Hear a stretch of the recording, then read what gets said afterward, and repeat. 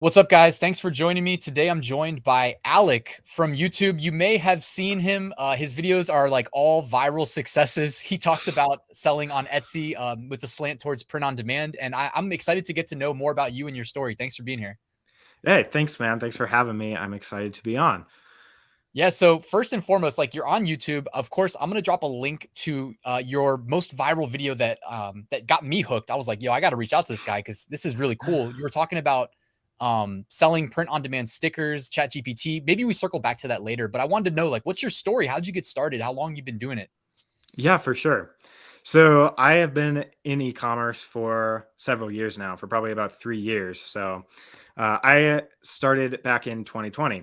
I was a licensed real estate broker, and right when the whole lockdown situation happened, the words that we can't really say on YouTube, um, basically I was stuck inside, and I had to figure out a way to get some income coming in. And so the way that I really got started was creating like digital marketing packets for real estate agents. And I was making those, and then I decided to list them for sale on Etsy because I had seen a couple other sellers doing that. And I figured if they can make money doing it, why can't I? And so those were like the first products that I listed. And it took me several months to get some sales coming in, like probably like 3 to 6 months. And then I started seeing a couple sales of like $3, $6, $8, something like that. And so after that started happening, I started looking into like other products that I could sell. And mid to earlyish 2020 was when I found your channel. I found some other print on demand channels, and I just was binge watching the content and started applying the lessons that I was learning. And it actually, it started turning out pretty well. And so the more success I got, obviously, the easier it was to keep going. But yeah, that's kind of like briefly how it got started is, selling those digital like real estate marketing packets on Etsy. And then I started watching content like yours and got me into print on demand specifically. So Can I ask, like, and that's awesome that you are like transparent about how you get started. Because I mean, yeah, it's and a lot of it is like YouTube. But I wanted to know, like, you're probably one of the I don't know, maybe I'm completely wrong, but you might be one of the first people to think about selling like digital products on Etsy before I feel like it became more mainstream. oh Like, really? how did you I don't maybe I'm wrong, but I don't know how long people have really been doing it, you know what I mean? And Uh-huh. like, how did you think of all marketplaces to go to like Etsy with a digital product? Did you just do a Google search and somebody else was doing it, or do you shop on Etsy a lot or anything like that?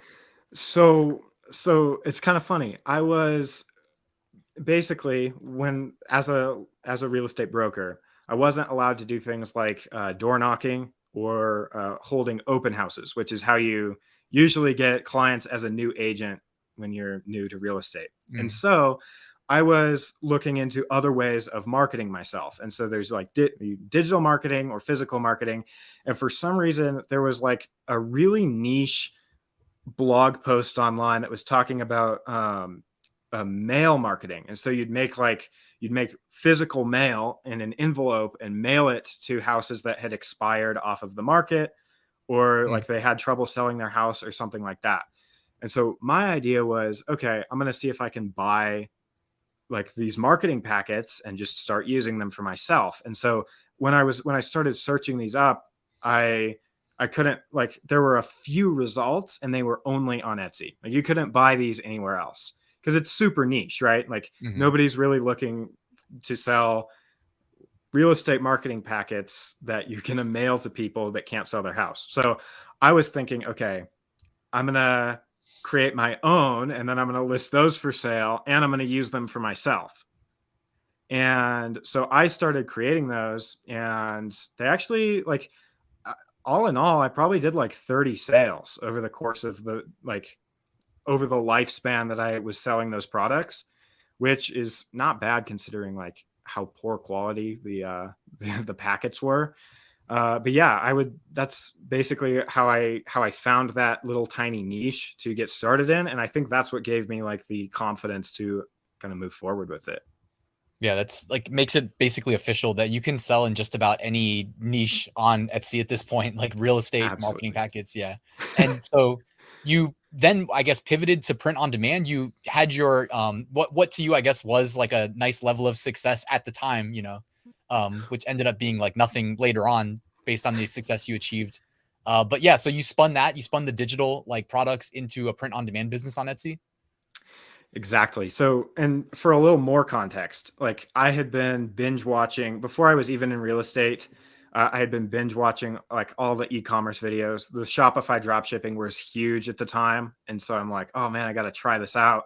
And so I tried all of that for a few months, and I had several failed stores. So I wasn't completely brand new to the idea of e-commerce. But once I started seeing actual sales come in, and I'm like, okay, I'm completely profitable on these digital products that I've listed. How can I like get more of this going? And so when I was like thinking about it from a business perspective, I'm like, there's nobody, relatively speaking, that's looking to buy these real estate marketing packets, even though they are selling. Like I've sold like 30 of them. Mhm. No, like in the grand scheme of things, I'd have to sell, thousands for this to make a full-time income. And so that's when I started thinking about other ideas to kind of switch and sell on Etsy specifically, because I'm like, all right, I've already done something over here. Let me see what else I can do. And so that's when I started pivoting, because print on demand is it's very similar, I think, in a lot of ways to selling digital products, because you don't have any products yourself. So Mhm. it's essentially a digital product to me. I just don't see the full profit margin. So that's when I started thinking about getting into print on demand. And there were some viral products at the time. Back in 2020, obviously masks were super, super hot. They were flying off the shelves. So that's where I started getting some first print on demand sales. Nice. So you kind of built your confidence up there. It's funny how many people like that. I mean, yeah, like the masks were a nice early win, for people that were around at the time to build that confidence and give people the like what the boost they needed to feel like they could do it, and that's a lot of people then pivoted into more success and eventually a YouTube channel, tell your story and help others. And it's kind of like this weird life cycle that obviously like I participated in as well. So yeah, your channel is great, by the way. Anybody that hasn't seen Thanks. Alex's content, man, it's like his videos put mine to shame, truly. Like I love how they're edited, great content. You haven't even been at it that long, and you're already at like they're almost 30,000 subscribers. So congrats to you on that.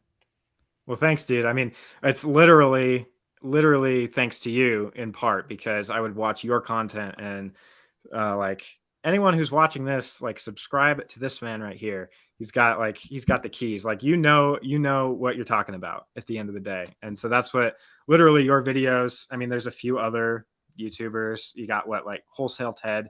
There's a couple other ones that like Mm-hmm. do great print on demand content. But if it wasn't for people like you and your videos specifically, like I wouldn't be here. I wouldn't have made half the money Hey, I have. So so I'm thank glad I could you. help. Yeah. Yeah, no, definitely. Yeah.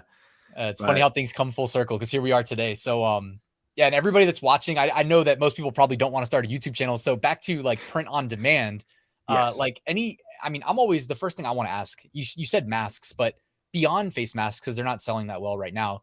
Like what were you selling? Is there any insights you're willing to share with people today that maybe can help boost their Etsy business? Yeah. So I think the masks gave me a little bit of confidence, obviously, along with like the digital real estate stuff, because I just saw any amount of sales coming in. And I'm like, if I can sell anything, I can sell more things. That was kind of my mindset. And so the masks, yeah, they don't sell today. Like nobody's doing that. But there's a lot of like I always in a lot of my videos, I'm like, you just got to look at literally the best sellers page on these print on demand websites. If you go to Printify or Printful, or even like marketplaces like Redbubble, or I mean, look at Amazon and look at the best selling products. The comments I get on my videos are like, oh, it's oversaturated. I'm like, it's not the product that's oversaturated. Like t-shirts aren't probably ever going to be oversaturated. You just have to create designs for different niches, like underneath your product niche. And so that's the idea that I kind of had to adapt, is like, if you're going to sell face masks, then you have to sell like a ton of different designs on the face masks. And then you'll probably be successful with that. If you want to sell mugs or t-shirts or posters or canvases or phone cases or like anything else, yeah, I think in my experience, it's been that you make the product your niche, and then you kind of create designs to target different interest groups underneath that. There you go. So you kind of have your target audience in mind. And yeah, it's like that's a much more, if nothing else, like much more reasonable approach than to say like, I always think of like Cameron, my friend Cameron, who has like the merch jar software. It's like Amazon ad automation Yeah. software, and he's without giving up like his best selling product, like he has a product that literally makes him 10 grand a month sometimes, and it's like that is a much lower percentile outcome for us to be like trying to coach people up to than Yeah. to just say, hey, like get into a bunch of different niches. Some of them are going to be successful. Right. Yeah. Yeah, for sure. I also like another thing that I think I should mention is like I underestimated the amount of like just the amount of designs because I have no whatsoever graphic design or art experience. And so it just like the amount of time and like just learning that I had to put in to kind of figure out what sells and what does well.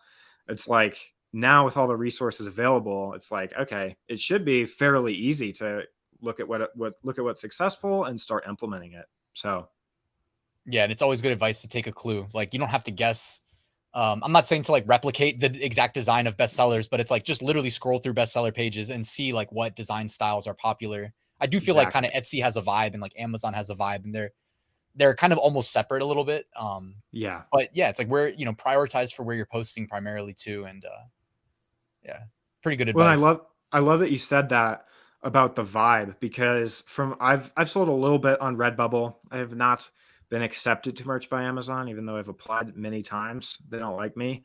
But but from what I've seen, even between eBay and Etsy, like you can have the same design. Like if you're selling a t-shirt, you can have the same design, but the way that you present it is should be completely different. Because the audience on Etsy is looking for something completely different than the audience on eBay. It's almost offensive from what I found to the audience on eBay to list it with like a really nice Etsy mock-up Yeah, from what I've seen. so that's it. Like eBay likes the very like rugged, just like this is the t-shirt you're going to get. And Etsy likes it to be like the customers on Etsy want it to be like, oh, this is the the super soft t-shirt that you're getting, even though it's the same design and the same product. So I'm glad that you brought that up because I think that's like key to understand the vibe of the marketplace you're selling on. Yeah, that's a great point, especially for me as like an eBay shopper, maybe like one of very few remaining, but I still do a lot of shopping on eBay. So yeah, I definitely agree there with your take. And I wanted to just like we talked a little bit off camera. Just you mentioned that you are a grinder. That was the word you used, and it's like, man, I consider myself a grinder. Like I like to touch on that aspect. It's not like actionable advice, but when it comes to print on demand or whatever else, just in life in general, it's like if you really want something, just like go work for it, like work towards it. Obviously it helps to have a plan. It helps to watch these videos, learn from people who have been there. But yeah, like I like that you called yourself a self-proclaimed, like you're willing to put in the work.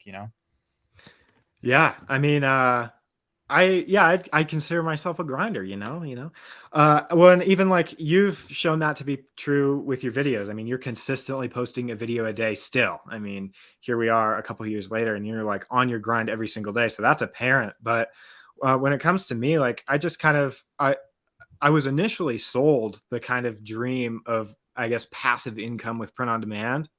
And so that's what I think hooked me into like keeping that idea in the back of my mind. But at the end of the day, it still takes an incredible amount of work and like not just like focus and like I'm gonna sit here and make designs that I don't necessarily want to do, but eventually it'll pay me. And so yeah, absolutely. Like it is a grind every day. You kind of do have to make up your mind and commit. And you have to commit before you ever even see any kind of results, which is I think is another key difference between doing something like e-commerce and doing something like DoorDash or Uber. Because if you go do one of those side hustles today, you'll get paid today.